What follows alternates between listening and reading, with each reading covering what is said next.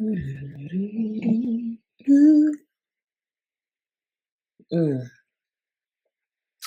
Hola, icons. How is your spirit today? First of all, I hope you're having an amazing day. Today, we are going to be talking about how to talk to ourselves so that we can feel more confident.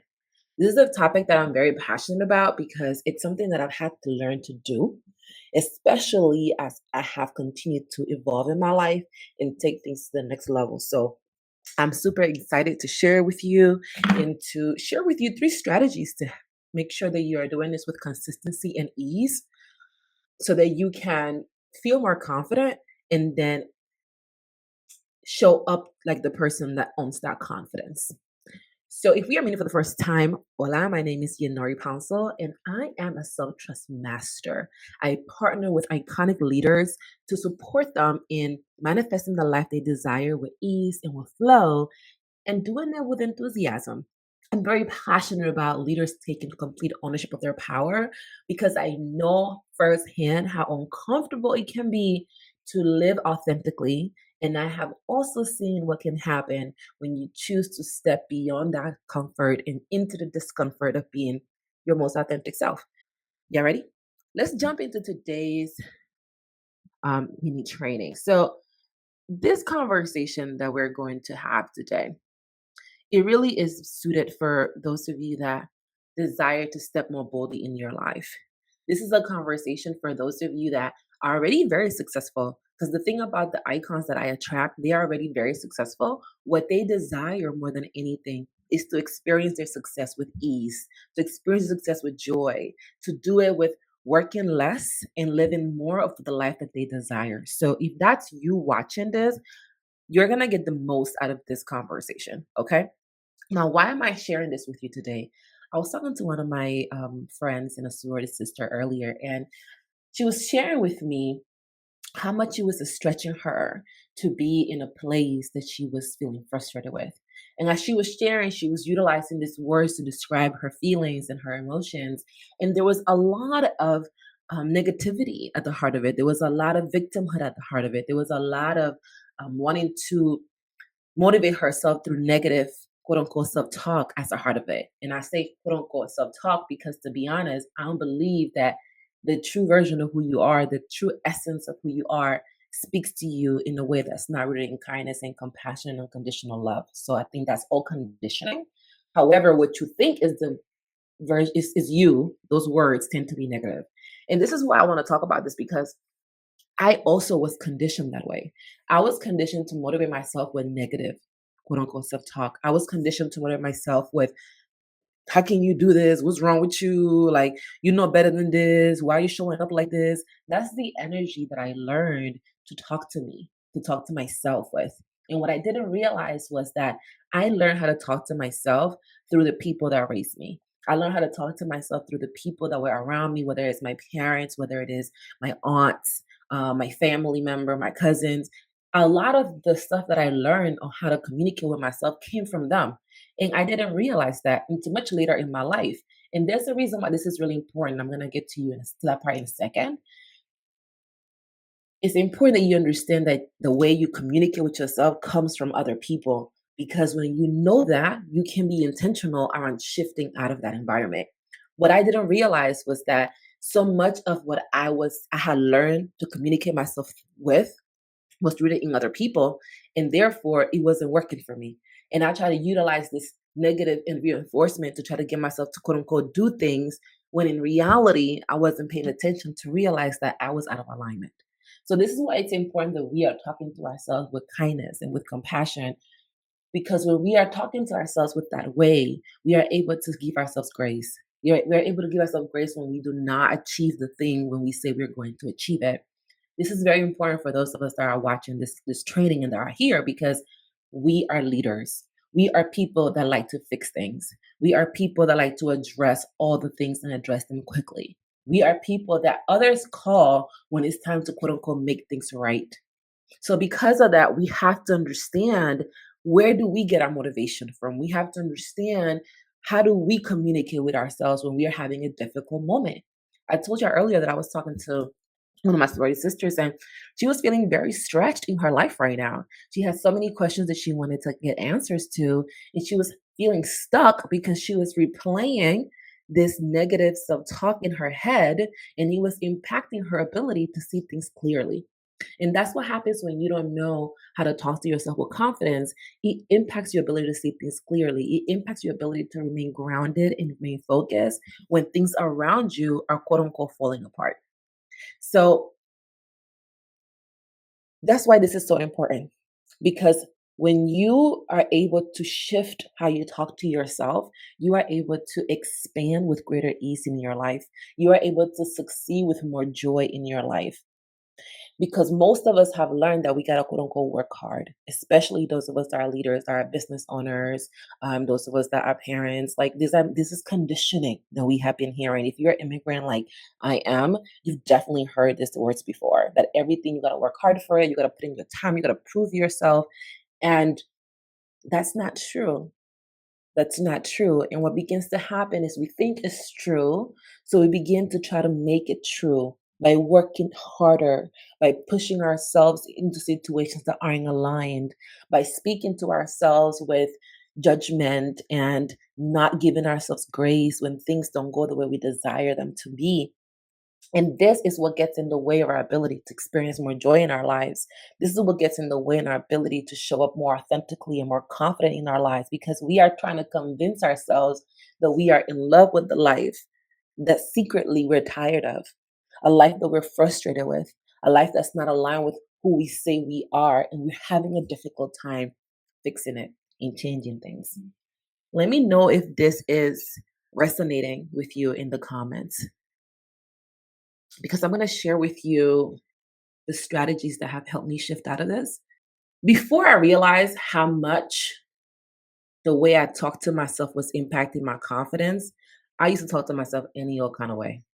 I used to utilize the strategies I learned from other people is what I was utilizing on myself, even when it wasn't working. And it was a really frustrating way to live, a very frustrating way to kind of operate, because you keep on doing the same thing and you get the same results. What's the definition of that? Isn't that insanity? And that's where I was. After I realized that a lot of the way I was communicating with myself was rooted on what I learned from other people, I began to question if that served me. I began to question if that was in alignment with who I decided to be. And what began to happen was that I began to change. Things began to change for me. And they began to change because I realized that the way that I learned to talk to myself wasn't in alignment with who I say I desire to be in the world. So I want to share with you right now the three strategies that have helped me the most in this process, so that you can take them with you and that you can apply them so that you too can speak to yourself with more kindness and compassion, especially in the moments that it feels uncomfortable. So the first strategy that has really supported me and speaking to myself in a way that helps me build my confidence has been, and I already talked about this a little bit, giving myself grace. I am convinced that there's no such thing as giving yourself too much grace. I have seen firsthand how much conditioning we have to treat ourselves, quote unquote, badly, and to be unkind to ourselves, and to give ourselves, like, treat ourselves like the worst critics anytime something doesn't go, quote unquote, right. So the number one of the top strategies I utilize is to give myself grace. I give myself grace all the time about all the things, no matter how small they are, because I teach myself that I know I'm not perfect. I know that I am human. And as a result of that, there are going to be times where I'll feel frustration, where I feel anger, when I feel all these other emotions.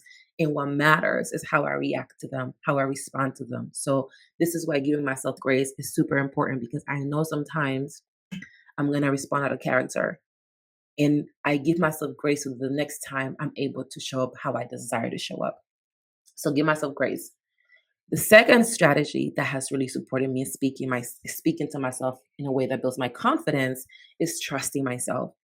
This is a really powerful strategy. And I talk about self trust a lot, y'all, because it has really transformed my life.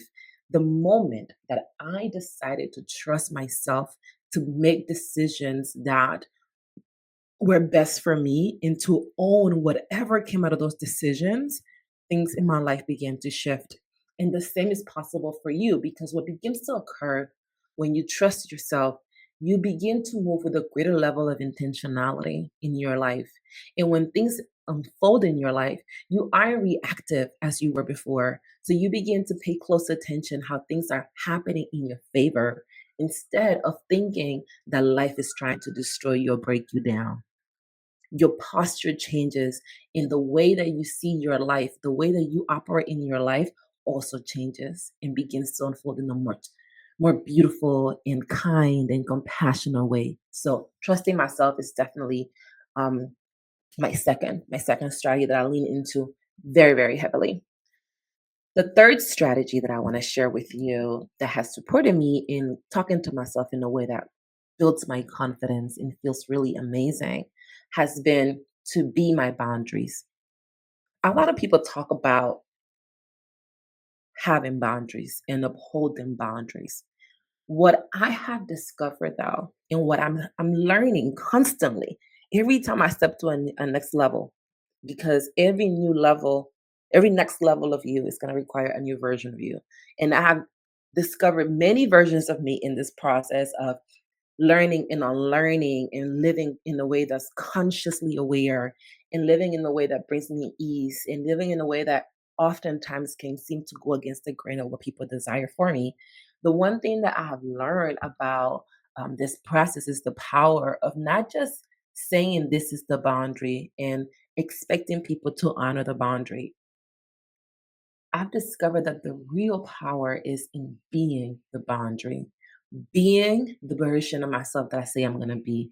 And that often looks like anytime I hear any of that chatter in the mind, I acknowledge it and I release it. I acknowledge and I release. I acknowledge and I release because that's what it means to be the boundary. The first person that I uphold my boundaries with is myself. And what I've learned is that when I am willing to be the boundary, when I'm willing to be the person that's enforcing the boundary, when I'm willing to be the bouncer at the club that is my mind and being like, we're not going to entertain this in here, I have a lot more calm. I have a lot more ease. I notice when I'm speaking to myself with judgment. I notice when I am speaking to myself in criticism instead of constructive feedback, and I'm able to redirect.